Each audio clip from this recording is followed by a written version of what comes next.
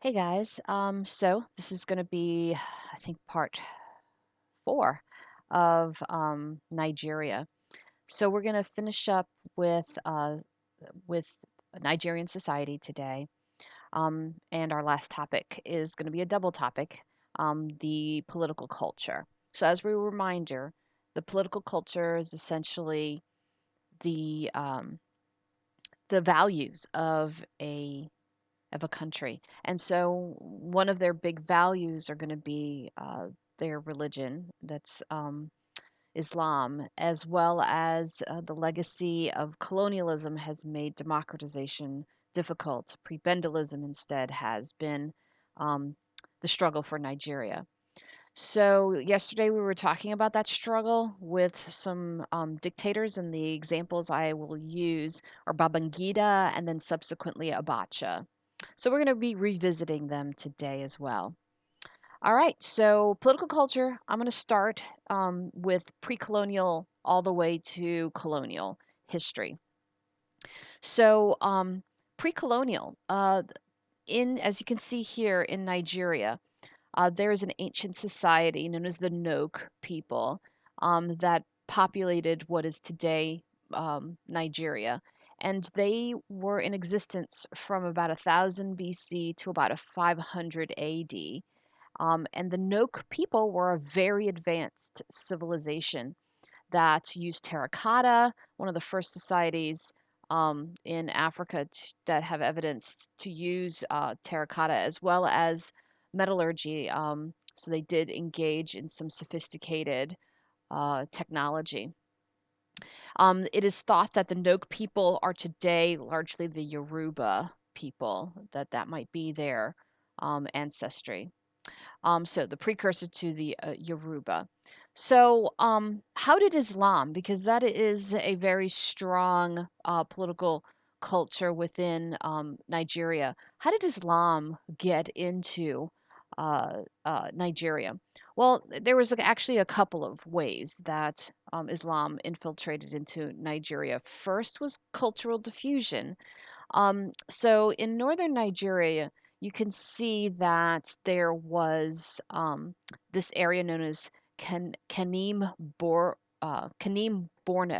and Kanem Borno was a major trading center that you all know this from generally from world history about how trade, the Silk Roads, that went from Europe to Asia, often traveled through northern Africa and into the Middle East. And so Kanem Borno was a part of that international trade network between Europe and Asia, bringing Africa into this mix. Not only did it connect northern Africa in the Sahara that tapped into these trade routes heading towards Asia, but brought in sub-Saharan Africa into this trade mix. So Kanem Borno was a major trading center that connected the Sahara, the Middle East, and Europe. And that is largely how that Islam came into Nigeria. These northern Muslim traders brought with them through just gradual cultural diffusion. This is contact with some of the indigenous cultures of sub-Saharan Africa, and spread these customs and beliefs to the people in what is today Nigeria. So this was gradual cultural diffusion. So that was one way through Muslim traders from the north. Another is, well, let me, before I get into the other part, let's kind of drill down a little bit into these northern Muslims in what is today Nigeria. These are largely the Fulani people, and the Fulani people, 99% Muslim, brought in Islam from through jihad. Okay, so we had cultural diffusion. This was largely the Hausa people, right? Cultural diffusion. But in addition, this is what makes Nigeria so predominantly Muslim in the north. In addition to that, we see that jihad. So what is jihad? Jihad is holy war. the purposeful spread of Islam. And so there was a movement, and there has been movements through the Muslim community throughout its history to spread Islam, and they do this through jihad. And so the Fulani people were particularly converted to Islam due to jihad. Now, I mentioned yesterday that they were Sunni Muslims. So, what makes Sunni Muslims unique from the Shia Muslims, and again, Sunni Muslims are the majority of Muslims, is that they believe that the predecessor to Muhammad, their great prophet, should be decided amongst a council of Muslim clerics, Muslim leaders. And so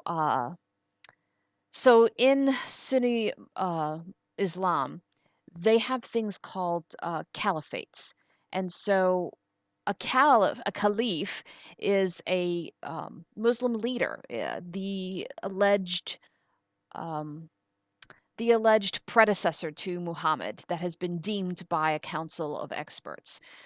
But because Sunniism is so large, there is not just one central caliph. It's actually been broken up. Kind of think about Protestantism and how Protestantism is broken up into various different denominations. Well, um, Sunniism is also broken up into various denominations, and it's basically regional. I will tell you, it's mostly regional. In Africa, it was largely the Sokoto Caliphate. So a caliphate is a reign under a particular caliph, and then the predecessors to that caliph. So the Sokoto Caliphate exists in Nigeria. Um, starting in 1808. And this Sokoto Caliphate is going to remain in existence until British colonization. Once the British colonized, it ended the Sokoto Caliphate. But I will say that under British rule, they didn't necessarily disband Islam. They actually used Islam to rule. So, for example, under a caliphate, it is highly centralized. So, government is highly centralized because remember, a caliphate is not just religious, it's also political.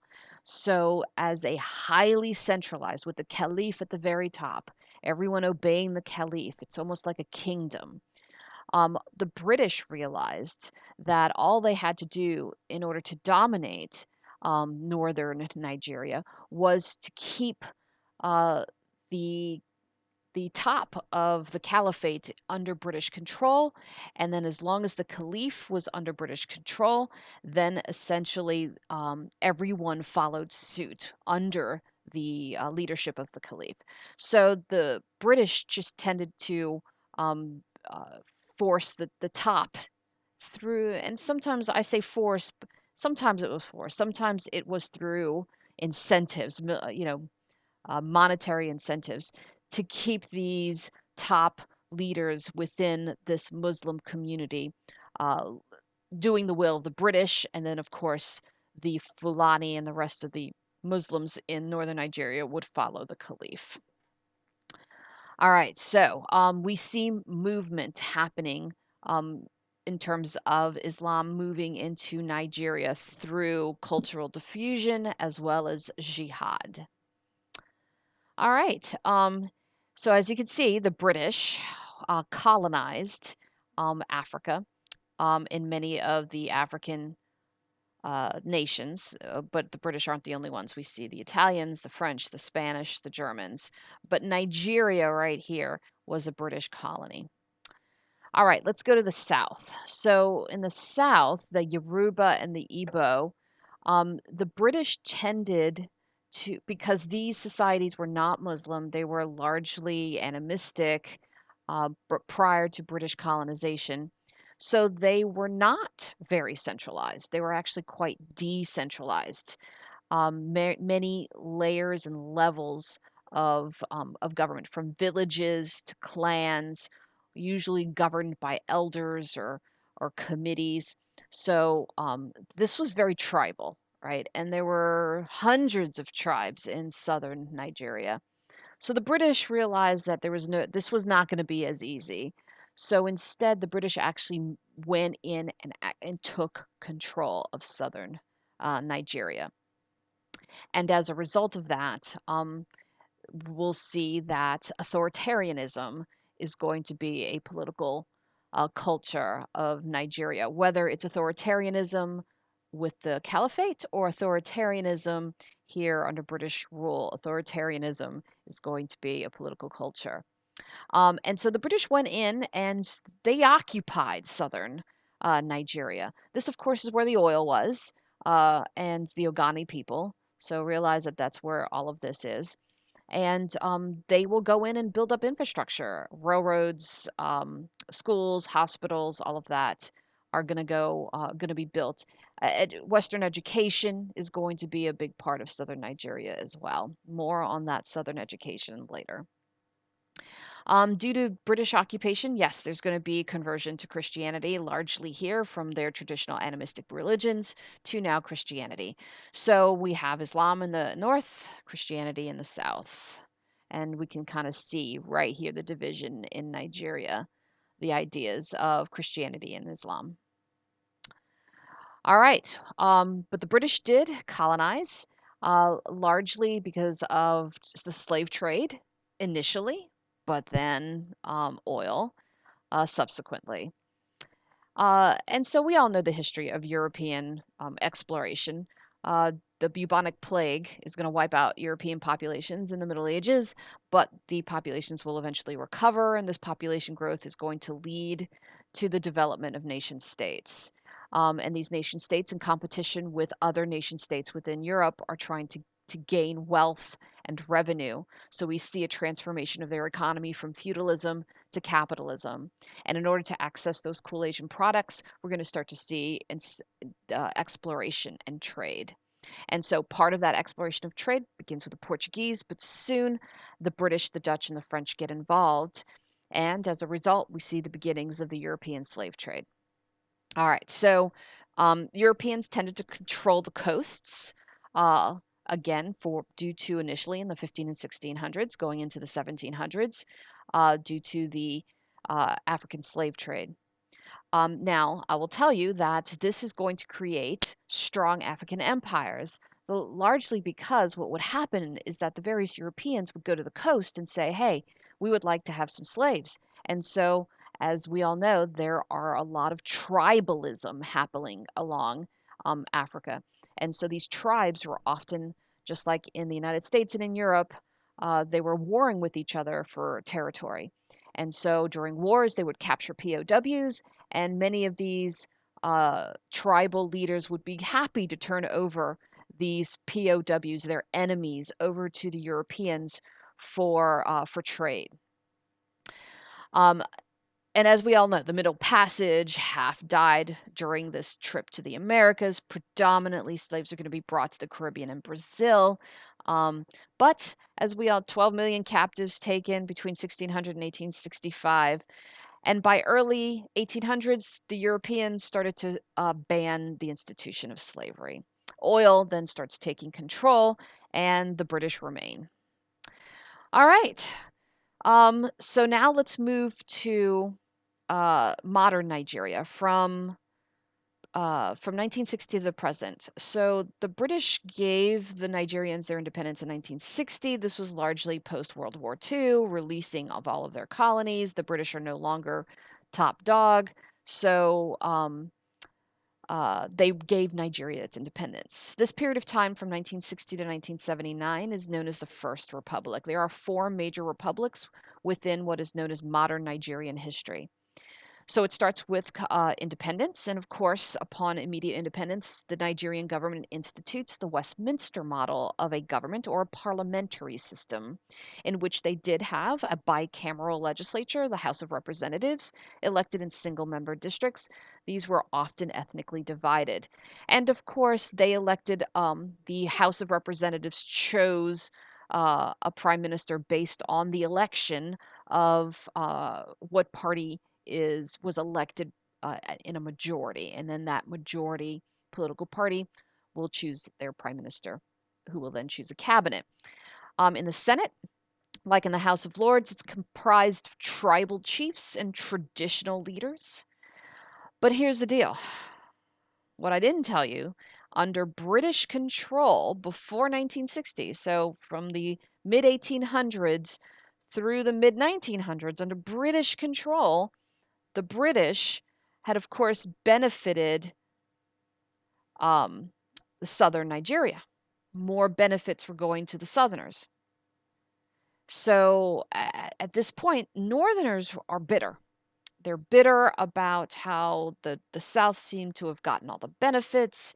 And so in the First Republic, we're going to see the Northerners are going to dominate the federal government um, because they're resentful of the South. And here's the big thing, Northerners are more populous than Southerners. There are more Northerners than there are Southerners. There are more Muslims than there are Christians. So as a result, the government under the Westminster model tended to be dominated by the Northerners, creating conflict with Southerners. All right, so these ethnic tensions continued to create a problem within this fledgling democratic state, and it's going to create instability. By 1966, the Southern generals organized a coup to overthrow Northerners and assassinated the prime minister, as well as many Northern officials. The Northerners are then going to retaliate against the Southerners, and what we see is what is a civil war. It's known as the Biafran Civil War from the state of Biafra, and this is where the Northerners are going to stage a counter coup against the Southerners, instituting a military dictatorship, escalating tensions between the North and the South. And of course, the Southerners, particularly the Igbo state of Biafra, wanted to secede. Just, you know, we're done with this. And so they wanted to secede in 1967, but the Nigerian government, um, now again under the control of the Northerners who had staged that counter coup, will say, no, you don't, because oil is in the South and you cannot secede. Aided by the British, because British Petroleum and Shell were operating within southern Nigeria. The British are going to assist the northern Nigerian government to enact a full blockade. And what ensues is a civil war that is a humanitarian crisis. 2 million, mostly Igbo, starved to death. And so what we see characterizing the First Republic is this back and forth southern and northern military dictatorships until 1979. So here is Biafran. This is the Biafran region, right? And this is the area that wants to secede. So we do have an indigenous group who wants to secede. Think of Mexico and the Zapatistas in southern Mexico. This is in southern Nigeria. Again, these Igbo, right, natives wanting to secede from the rest of Nigeria.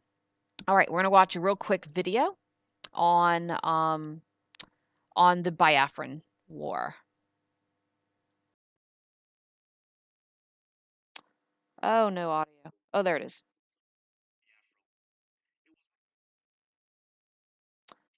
Okay, hold on. No problem. We'll just go over here.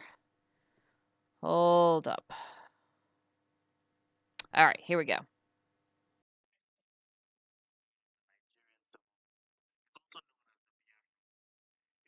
Bloodiest and most divisive conflict in post-independent Africa. Yet so many years later, some of the issues that set it off continue to make the headlines. In 1960, Britain, the colonial power, granted independence to Nigeria, a diverse country with hundreds of ethnic groups. But at the time, Nigeria was dominated by the Hausa people in the northern region, the Yorubas in the western region, and the Igbos in the eastern region. But it wasn't long before this new nation, Nigeria, was plunged into political and ethnic turmoil. This involved two military takeovers in 1966, And soon, these tensions led to the killings of thousands of minority Igbos living in northern Nigeria. So, in the southeast, a military officer called Emeka Ojukwu declared the independence of the Republic of Biafra on behalf of the Igbo people. But Nigeria would not accept this, and on the 6th of July 1967, civil war broke out, and it raged on for the next 2.5 years. It's estimated that more than 1 million people died, most of them from hunger. In 1968, images of the famine were streamed worldwide. Biafran leaders used these pictures to gain sympathy for their cause. Around the world, protesters and celebrities campaigned for an end to the conflict. Back on the battlefield, the Nigerians were stronger and better equipped, and in January 1970, the Biafran secessionists surrendered. The war might have ended, but the idea of Biafra didn't. In Nigeria, some believe the underlying ethnic grievances have not been fully confronted or resolved. A new generation of pro-Biafra separatists has reignited the cause, and they hold marches and protests regularly in Nigeria and abroad. Arguably the most prominent group is the Indigenous People of Biafra, or IPOB. Its founder, the British Nigerian activist Nnamdi Kanu, was arrested for his rhetoric in 2015, but his detention has only boosted his popularity. I've said before, and allow me to repeat, Biafra or death. One of the two must happen. The establishment is still opposed to the idea of Biafra. The human rights group Amnesty International claims that in May last year, the Nigerian army killed 150 unarmed people during IPOB rallies. The army and police strongly denied this. So, is a Biafran breakaway likely or even plausible? Will there be renewed tension or perhaps a referendum? It's a sensitive topic, but as Nigerians look back, they'll be keen to avoid a repeat of the dark history their people suffered.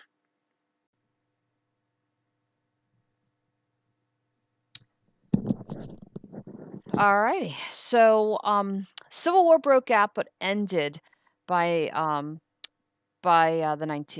late 1960s, early 1970s. All right, so we enter the Second Republic. So the Second Republic begins in 1979, and that is when future elected President Obasanjo, a Southerner and a military dictator, is going to step aside for a democratically elected president. And this new democratically elected president is going to change Nigerian government from being a parliamentary style government to an American presidential style government. Uh, and so the reason for the change to the American model was because of all the multiple ethnic groups that tended to fragment the multi party system. And so the legislature had a difficult time creating a majority party or even a majority coalition. And it prevented a PM or a prime minister from gaining necessary authority to rule. And so the instability continued. So, despite this, we're going to start to see again, despite this democratically elected president, again, we're going to see military dictatorships taking control. One of which I'll mention in the Second Republic is the current president, Buhari. He is going to seize power, overthrowing a military government, but refuses to turn Nigeria over to a democratic rule. So he will be overthrown in 1985 by bad guy Babangida, who will try to fix the economy and the economic crisis created due to low oil prices in the 1980s and 90s. Um, and by working with the International Monetary Fund to get loans in exchange for, and this was often a criteria for the IMF, if you want to get loans, you have to institute SAPs or neoliberal parties, structural adjustment programs. And this is where we tighten the belts. This is where we institute privatization. This is where we institute austerity measures, which means tightening the belt. Of course, the economy always, and this is the nature of going from ISI policies to SAP policies, is that in the long term, SAP policies, these neoliberal policies, tend to work, but in the short term, it actually brings about economic crisis for many individuals because they don't have the transition is difficult for your average worker. So workers did not see any benefits as a result of the switch to the SAP policies. So again, Babangida, in an attempt to try and maintain power, cracks down and becomes essentially a dictator to prevent the masses from turning against him. Now, he did set democratic elections for 1993, only allowing two political parties that he, Babangida, created. But here's the problem, the election results were not to his liking, so Babangida is essentially going to wipe away these elections in 1993. So I've mentioned this before, so remember this, that these elections were just basically disregarded. It was wiped off it like they did not adhere to these democratic elections. All right. And so now Babangida is going to, I think is did I mention it up here? Babangida is going to be overthrown by our next guy. Y'all remember Abacha, and this begins the Third Republic. So part of their political culture has been authoritarian dictatorships, and these dictators exercise what is known as constitutional power. And this is meaning in addition to the Constitution, right? He's taking on powers that the Constitution does not allow. So Abacha actually tries to bring about some level of legitimacy to his administration by creating their current constitution, a constitution uh, that was ratified in 1995. Now, Bacha is going to reverse Babangida's privatization policies, right? The SAP neoliberal policies, and instead is going to take more control of the economy, increasing foreign cash reserves. He is going to attempt to reduce debt, reduce the rate of inflation with government intervention, and he's going to do all of this even while oil prices remained low in the 1990s. Abacha, of course, was brutal, was politically repressive. He jailed Ken Saro-Wiwa and essentially crushed any type of dissension against the Nigerian government. He was corrupt, prebendalistic, stole billions of dollars from the Nigerian government, but unexpectedly died of a heart attack in 1999. It's known, you remember, as the coup from heaven. Um, and so we now enter the Fourth Republic. So the Fourth Republic was in 1999, and they did have democratic elections.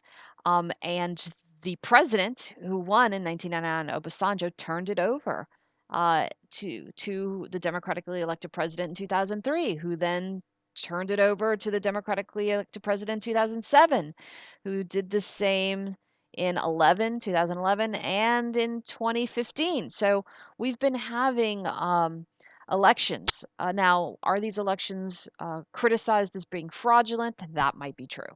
But at least we are seeing the transition.